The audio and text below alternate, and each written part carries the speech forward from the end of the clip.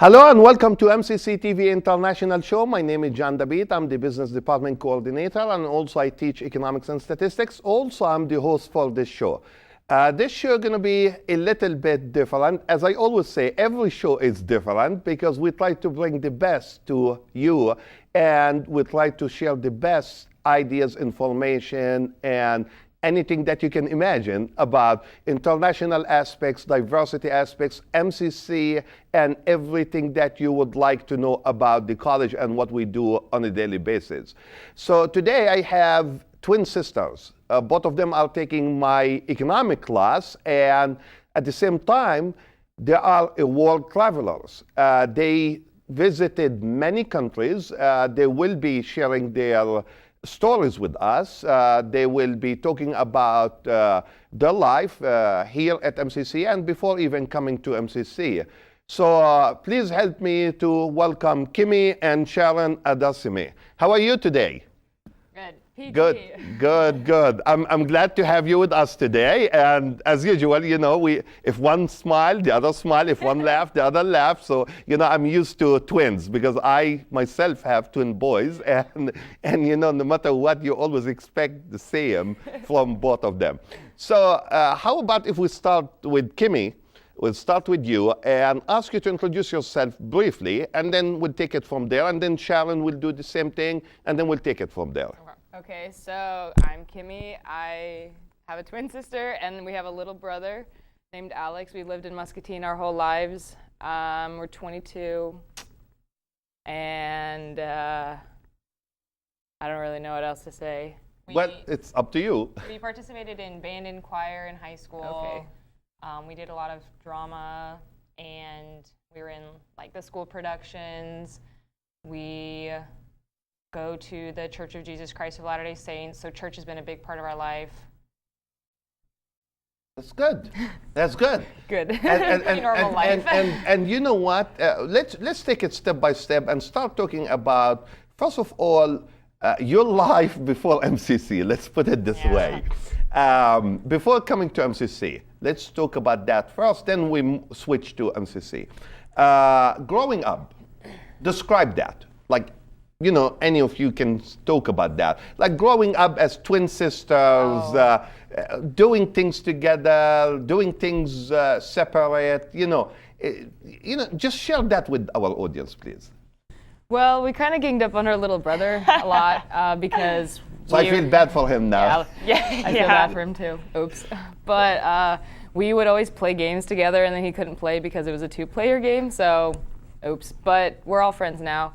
Like Sharon said, church is a big thing. Like we always go to church with our family. We all go to the same church. We always ride together. For the most part, growing up, we were kind of the same person.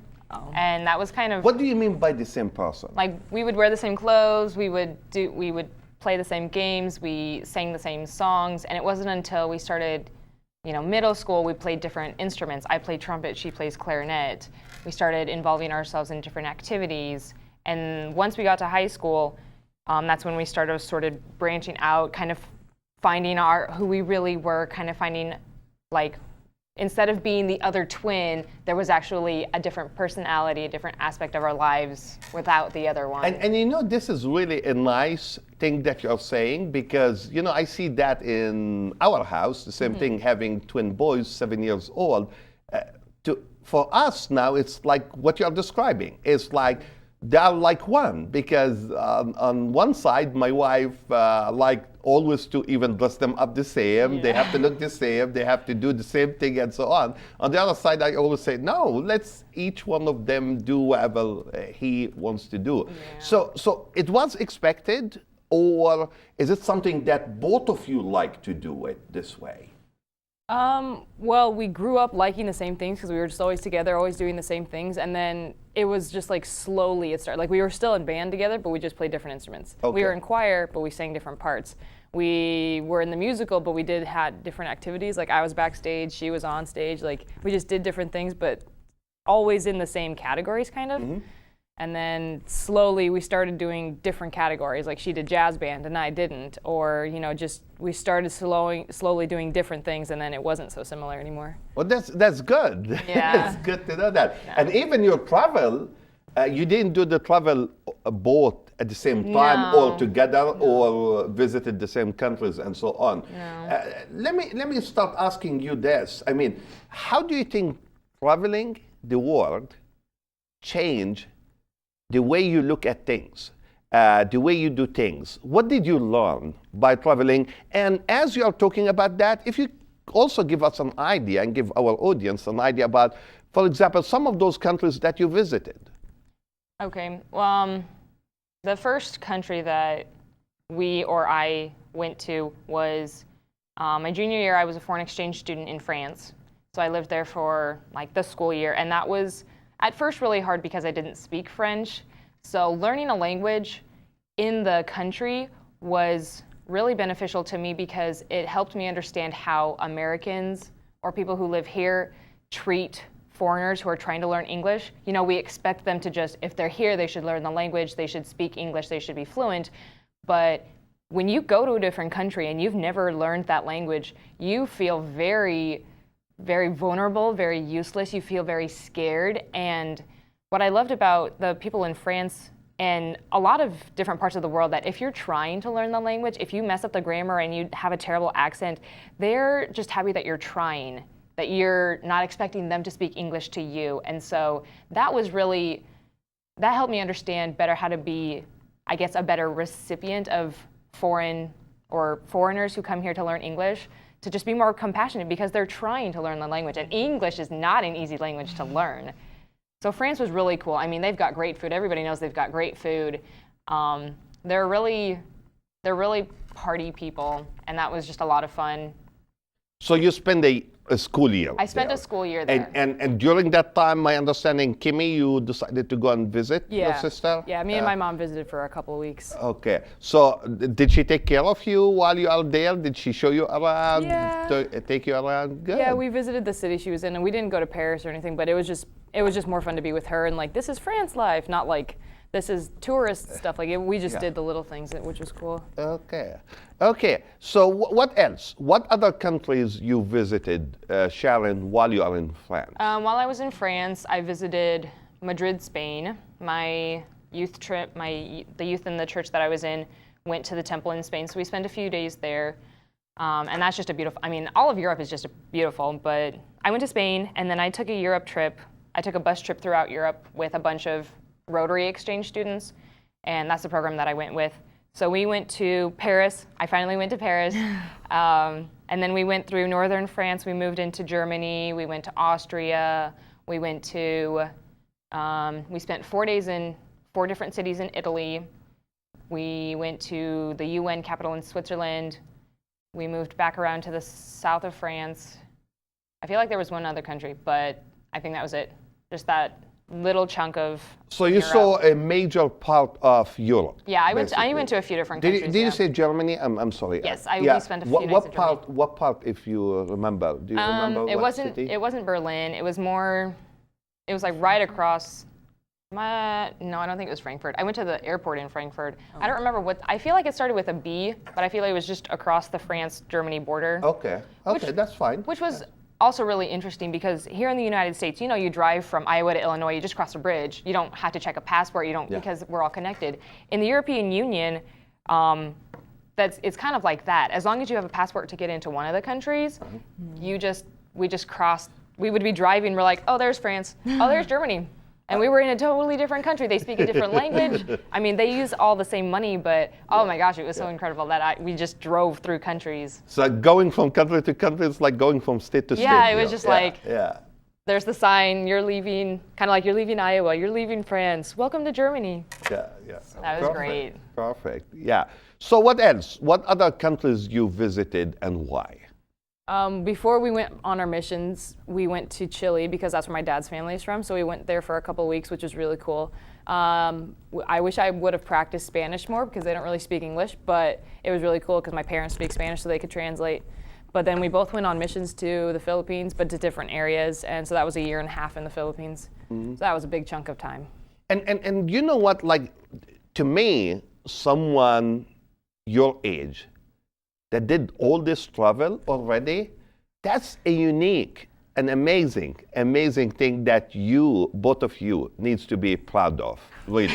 and I will tell you, because, you know, I travel too, myself. I have been to 19 countries, and I always tell people, every place I visited in my life, I learn a lot from it. I learn a lot about the culture. I learn a lot about tradition. I learn about the people that lives there. So let's talk about that too. So what did you learn? Traditions, cultures, something that amazes you the most about any of those countries that you visited that you would like to share with us? For me, in the Philippines, the people, like the attitude of most of the people is so different from Americans. Because How different? they don't really have a lot of stuff, because like it's a third world country. They're kind of poor, and because of all the hurricanes and flooding and stuff, a lot of times their houses just get washed away and they just build new ones. So they don't have a lot of stuff. They're not really materialistic like a lot of Americans are, and they're super duper humble. Like they will give you the food off their table if you're walking by. They're like, hey, you want some food? Here, have it. And it's like, we have food, you need it more, thanks. But they're so giving and so nice. Like if you ask somebody where something is, they're like, oh, it's over there. Oh, you don't know? Oh, I'll go show you. And they go with us to show us where to go. And it's like, sometimes I think about if I ask one of my neighbors, hey, do you know where this is? It's down the street to the left. Like it would be really short. Like, I don't know, it was so breathtaking, just because they were so different from most Americans. Generalizing, I'm generalizing America, but I mean, and you find that in every country. That Right. is true. I mean, I came to know a lot. You know, I'm originally from different country too, and I moved 28 years ago to the United States, and I can say I had a lot of, I met a lot of super nice people in different parts of the United States too, and that's great. Sharon, how about you? Any story that you can share with us? I'm just trying to think of which country. I probably would talk about the Philippines as well, just because we spent we spent a year and a half there, and that was a lot of time at that point in our lives. And between the Philippines and Chile and a lot of what I saw in Europe, it was more even that they weren't as rich or well off or as developed as the United States. They had more of a sense of family, a sense of purpose, a sense of priority, that even though the Philippines are very poor, very underdeveloped, and very in need of a lot of resources, they are very happy because they believe in God, they believe in family, and they just have faith that tomorrow will be better. And it was life-changing for me that we don't need a lot of nice things to be happy. As long as you have friends and family or your faith in God, like that's enough for life. That's enough for you to be happy. Oh. And that was just really, wow. At that stage of my life, I think we were 19, 20, 21 years old. You know, some people are in college, some people are like trying to find where they want to be in life, where like, what do you want to study? What do you want to be when you grow up? And it was impressed upon me the importance of what really is important. Excellent point, really. And I see, Kim is very happy too. At this point, I think our producer, Chad Bishop, is ready to start rolling some of the pictures that you would like to show and share with our, obviously, our audience here. So as we start seeing pictures, here is the first picture on the screen. Okay. If you just briefly explain to us what we see and where is that picture taken. Okay, so that's in Germany, in the city that I keep forgetting that we went to. And that's a bunch of the Rotary students that I was with. As you can see, we have the American flag, we have India, Argentina, France, Russia, Chile, and Japan, which represented not all of us, but that group, there's a girl from Finland in there, there's a couple people from Mexico, and it was just a really wide diversity of people. I think it spanned 20 different countries of the people that we were with. Oh. And so we always took pictures in the scenic areas of the countries that we went to prove that, like we're representing our country in these foreign lands. So that was just a lot of fun. Excellent. Yeah, it's beautiful. Oh, yeah. So I was really young when I went to France. I was only 16, so I was just kind of a dork. But that's in Italy, in Pisa, right next to the Leaning Tower of Pisa, and it really does look like it's leaning. And so me and my friend from India were kind of running around the grounds, flying our flags and taking dumb pictures, but it was a lot of That's fun. beautiful pictures. Yeah, I like it. Beautiful. Captain America. That is my friend from India, and we went to, that's in Venice, Italy, and they have a lot of masks, a lot of sailors because they have a lot of boats and things. So we bought the traditional like hats, and we were saluting to our cameras. It was a very, very beautiful country. I mean, Italy is just beautiful, but Venice is just breathtaking. I mean, it's everything that they say it is. You can see like the stuff behind it. Oh, that's in the Philippines. So that looks really disgusting, and it kind of is. So what that is, it's called balut, and it's a fertilized duck egg that people eat. And so instead of, like when you cook an egg, you don't cook it like until the chick is, well, they keep it until the chick is like born, and that's really young. Sometimes it has like the chick bone and stuff. It sounds really disgusting, but I don't know why the Filipinos do it, but They think it'll give you health. A lot of times they drink the juice and stuff. They're like, oh, it's gonna give me, good luck or something. it's just it's something that foreigners are supposed to eat to prove that you're Filipino. And I ate it, but it doesn't taste good. It does not taste good. I wouldn't try it. Okay, so it's a mode of transportation. So they have this they have it on motorcycles with a little carriage or a bicycle, and this guy just pedals and carries people in that little carriage, and it's ridiculous how much they can carry. Like they go up hills and down hills. Like it's a major mode of transportation. We call it put or pedicabs. I don't know what else you can call it. Yeah, but it was fun. I like riding in them. Amazing. All right, so this is like a stereotypical Filipino picture with the mountains, the rice field, the shack houses. They have the little, the little hats. The same things like in all the pictures, and it's not uncommon to see something like this in any of the areas that we were in because it all looks like that. There's mountains all over. I walked through rice fields to get to people's houses before, and you only have about a foot of space to walk on. It's raised area, and then everything else is lower than you, so you better watch out, otherwise you'll fall in the rice. Wow. But it's pretty.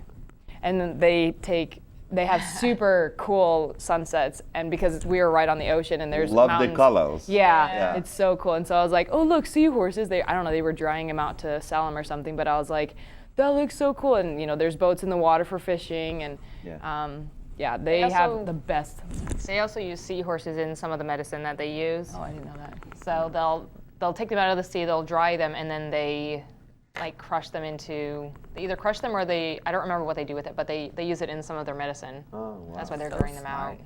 out. Wow.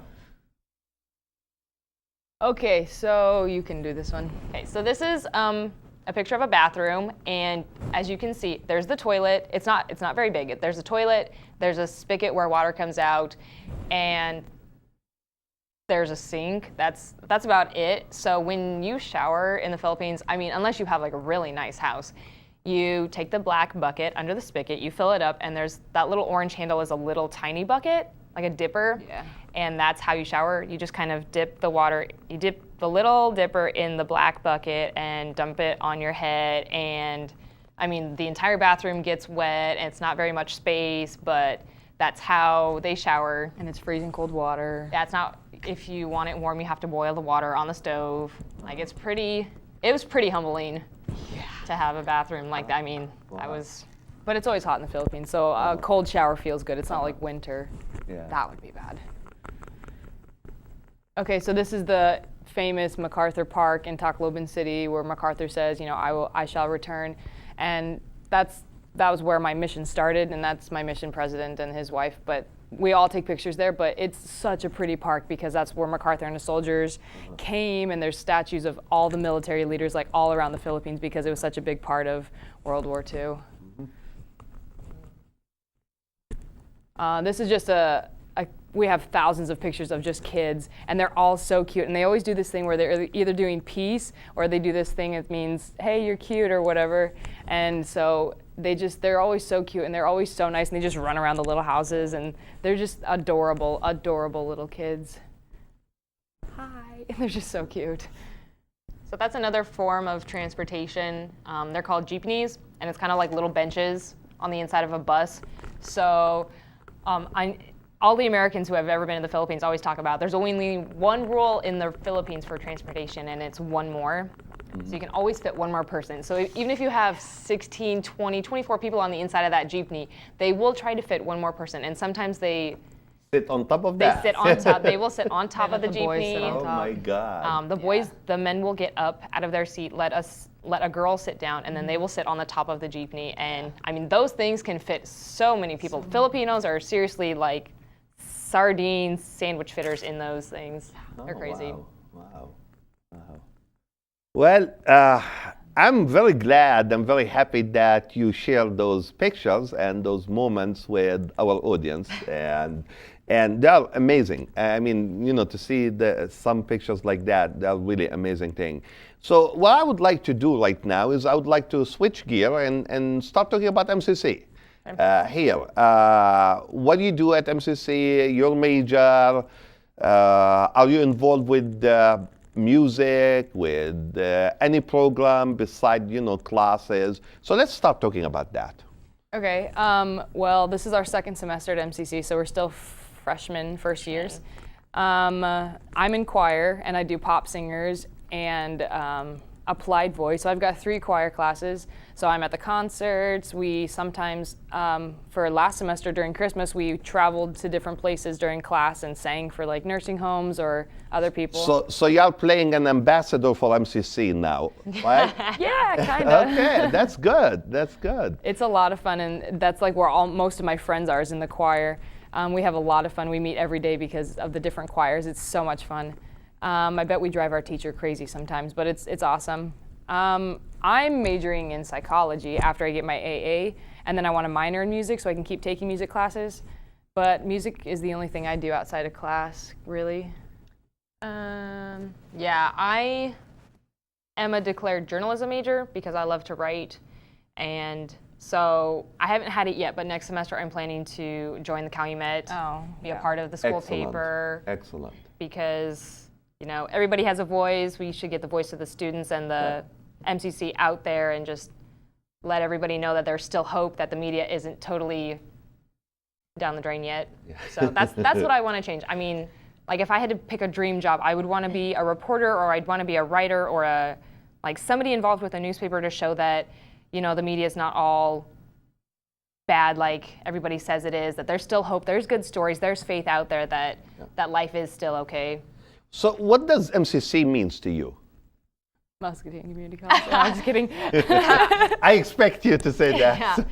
So Kimmy is always on like the joke mood. Right. I really actually like MCC a lot. I mean, I had a lot of people when we graduated high school who went to University of Iowa, UNI, ISU, and that was like the real college experience, going away, living in dorms. And I really love just living here in Muscatine, staying local, having the smaller community where the teachers that I had last semester, I'll see them in the halls and they're like, hey Sharon, how's this class that I'm taking this semester? And like they know me, like they actually care about me, like one of the advisors knows my sister and I well enough to remember which major is which and to get which twin right, which I thought, I mean, nobody does that. That's amazing. Yeah. That's amazing. So, I mean, they take the time to get to know the students, to really understand how to help you succeed. And I mean, everybody kind of like downgrades the community college because they're just community college, they're just local, but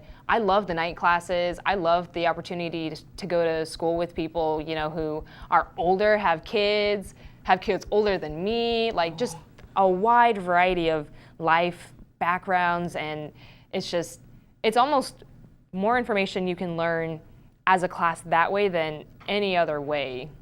So I love MCC. I like it for the fact that it's like a mid between high school and university, because it's not as big as a university, and it's like a step above college or a step above high school because you're paying for classes, like you're more invested in what you're learning. It's not just like, oh, I have to be here until I'm 16 and then I can drop out. Like it's like I'm paying for this class, like I'm going to learn everything that I can. And since we didn't go to college right after graduation, it was like 3 years, and so it's like a good way to get back into learning. Like it's not super ridiculously hard where it's like I'm gonna die if I don't get my homework done, my brain's gonna explode or anything, but it's like it's not like super laid back like high school used to be. So it's like a good median to, okay, now you're ready when you're done with your AA, like go fly, like go to university, go to trade school or whatever. Like it's a really good mix. And I'm glad that you, as a student, and that's always good to hear things like that, that comes from students. We can talk about it forever. Yeah. But people can say, hey, yeah, maybe you're saying that because you work there, you teach there, and so on. But when we hear it from a student, that makes a huge difference. And I'm very happy to hear, to hear how you really describe your experience here at MCC and how MCC is very beneficial and very helpful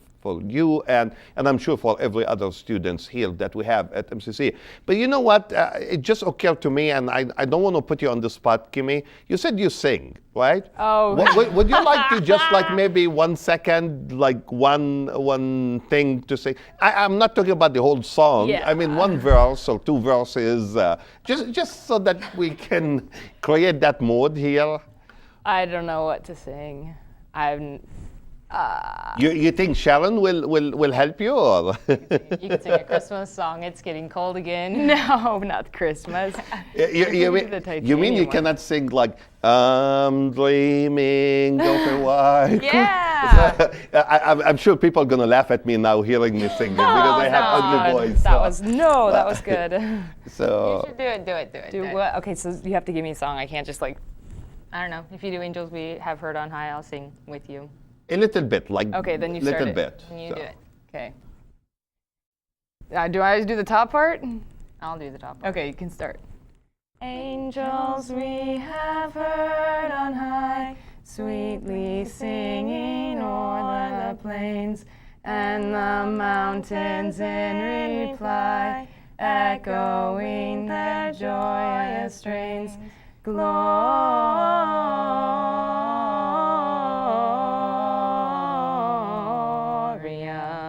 in excelsis Deo.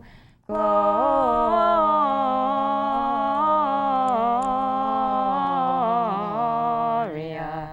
in excelsis Deo.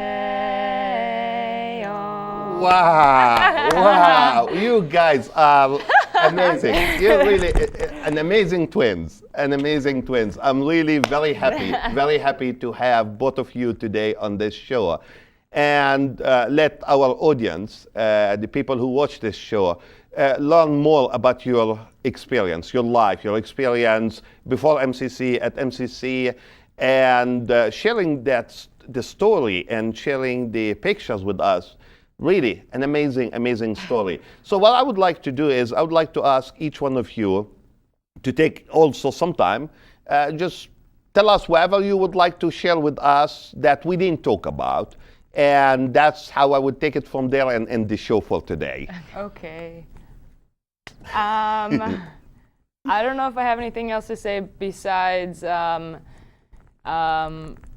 I find it when things are getting stressful, or sometimes it feels like there's not a lot of hope left, like in my classes or with my friends if people are fighting or whatever, that you always find something to look forward to, and it will always give you something, like you're always excited about something. So if, I'm doing, I failed my test or I'm doing really bad in a class, it's like on Friday, I can watch a movie or something, or give yourself something to look forward to, so there's always something to hope for. There's always like a silver lining, like, oh, today was a horrible day, but on Friday, I can do this fun thing, and that helps me get through stressful situations because I know it'll be better. And that's just like advice I would give to anybody, whether it's college, student, advisor, worker, whatever, teacher, to always look for something good, because if you look for something good, you can find it. If you look for something bad, you'll definitely find a million reasons. Yeah. But Thank you, Kimmy. I don't know. I guess we didn't mention that we both work at Culver's, and I'm not ashamed to admit that. We go to school full time, we work part time, and so that's something that I've felt has helped us in our lives to kind of mature a little bit, kind of take college a little seriously, that, like my parents aren't paying for school. Like we are working, 20, 30, sometimes 40 hours a week to be able to pay for the classes that we take. And it is a big difference and I'm not saying that, kids whose parents help them pay for college aren't invested in their classes. But when you take initiative and you pay for your classes, you study and you pass. I mean, it's all on you, and it's a great feeling when you pass that class. So plug to Culver's. Welcome to Delicious. I'm not ashamed to admit it. I love working at Culver's. It's great food. It's a good environment, and I love being a student and working and everything that we're able to learn from it. Plug as well. We work at the Writing Center, and which a lot of people I feel like don't use. It's an offset of the Student Success Center in Loper in the library, and you just go in, and then in the back there's the Writing Center if anyone needs help with papers, or just like I went in there because I was writing a story and I was like, hey, the other person who works there, like, can you help me? Like, I've used it before, and it's a really fun place to be, and it's quiet, you can study, and so that's cool. Like, if students do the work, what's that called, where you work on campus, if you can. Like, I know kids work in the library and the bookstore, so that's really cool because work study. Yeah, work study. Yeah. Okay. Yeah, when you work and study. Yeah. Good. Well, I really, really appreciate those moments that both of you, Kimmy and Sharon, spend with us here on this show, sharing your stories. I really, it's very delightful kind of stories that I'm sure our audience is gonna love listening to your stories too.